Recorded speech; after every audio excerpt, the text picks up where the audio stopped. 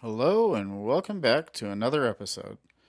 Last week we showed you one of the worst storms we've ever ridden out while on anchor.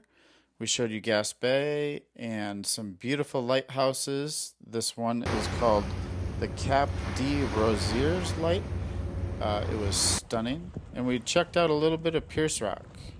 This week we're going to show you Perce Rock and take you on a journey down to Prince Edward Island, and then around to the Canso Lock. Come along. Let's go for a ride.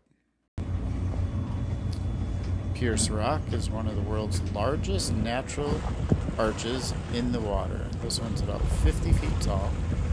We got super lucky on the day that we came. The wind was blowing a little, but the sea state was calm enough for us to get good pictures and to explore the beautiful landscape. It was amazing that we got to see all of this from the helm of our boat. One day it would be fun to go around this place in a kayak.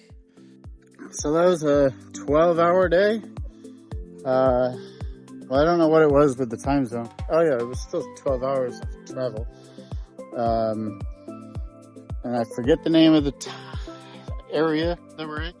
Town, I guess. There's a marina on this side of the bridge. And one on the other side. The marina on the other side of the bridge has a very large, like barn and shed and stuff.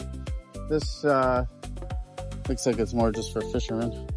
The flies are bad, and this morning the mosquitoes were bad where we were. So it is what it is.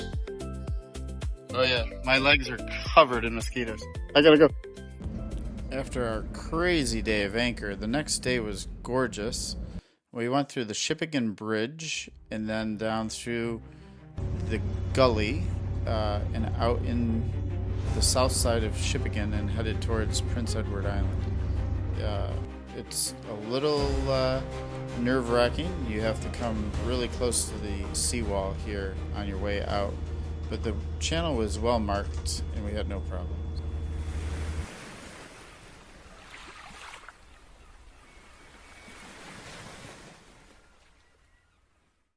This was on an island that we anchored near, and it was absolutely gorgeous. And a sandy beach wraps around the entire island. If we had more time, it would have been amazing to walk around here a little bit longer. And we were greeted in the morning with this beautiful sunrise before we got back underway to head to PEI.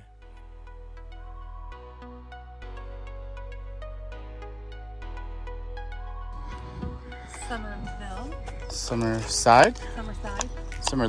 Summerside. Our boat is a little large for this marina. Some full-time residents here called the marina and said, hey, this boat's too big, and they put us over there. We were supposed to be on that little finger dock right there, which we would have stuck out. That's a 38 footer. But would have been still another 12 feet if we would have been big. Yeah, so that would have been awful. But we got a good spot. We'll enjoy our sticking way out. I'll take a picture of that. And we're going to go get ice cream. Who doesn't like ice cream? And they make it themselves, supposedly. Right there in that shop. Oh, in that shop they make it? Huh, The town of Summerside here on Prince Edward Island was really nice, and it had this wonderful ice cream shop. Homemade ice cream made right in this building. It tasted amazing. If we ever come back this way, we'll definitely stop again. And we had a great pizza and some drinks right next to the boat. Like so many other times on this trip, we had to leave Summerside early in the next morning to take advantage of a weather window and calm seas. Our journey took us underneath the Confederation Bridge. It's an 8-mile span connecting Prince Edward Island to New Brunswick. Opened in 1997. And every day is something kind of new and different. These rock formations are interesting for sure. We are anchored outside of a little town, which is that way, called Pugwash. And there we are, sitting out there. The winds are forecast to to not really change at all. But the sky looks nasty. And on the radar, there's actually a bunch of lightning strikes up that way underneath that cool ass bridge we went under.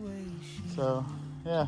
But all this slick rock and the reddish sand, it's more brown here. It was very red up in PEI. It was beautiful. But anyway, what a playground this is. So we're coming off of our really rolly day, and I don't know if you can tell in the video, but we're back into some like mountains. I don't know how tall they are.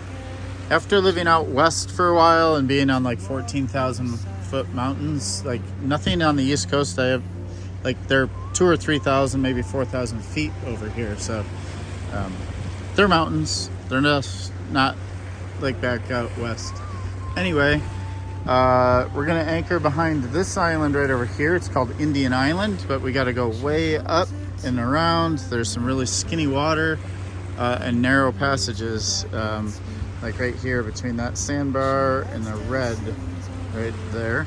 And then we got to make a really hard starboard turn and go back and around and around and around, and we'll end up 2 more miles that way. So it was a long way to get back in here, but our only anchoring option, decent anchoring option. I guess there were some others, but this is where we decided. And what a beautiful afternoon, minus the really rolly time we had out there.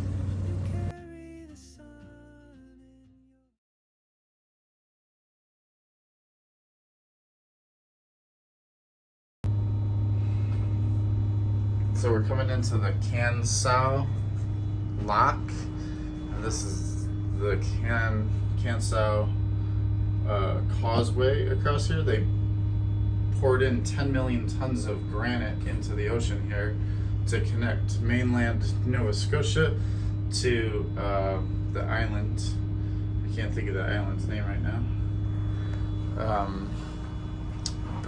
And then because they did that, they had to put a lock in. So the lock master was super nice. We're just gonna float in the middle, and he's gonna kind of let us right through. So they do have a small swing bridge that they left open, so they'll have to stop traffic. But kind of cool. We had gotten lines and fenders prepared, but he said we probably won't need them. Canso Lock is a very simple lock.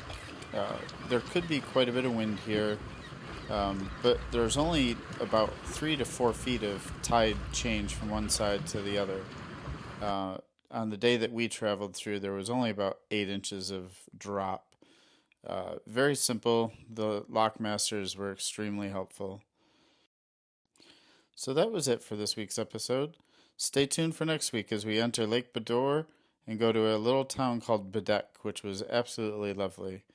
And it's where we meet up with some friends of ours here at the St. Pete Lock that are doing the Downey Sloop as well. Thank you so much.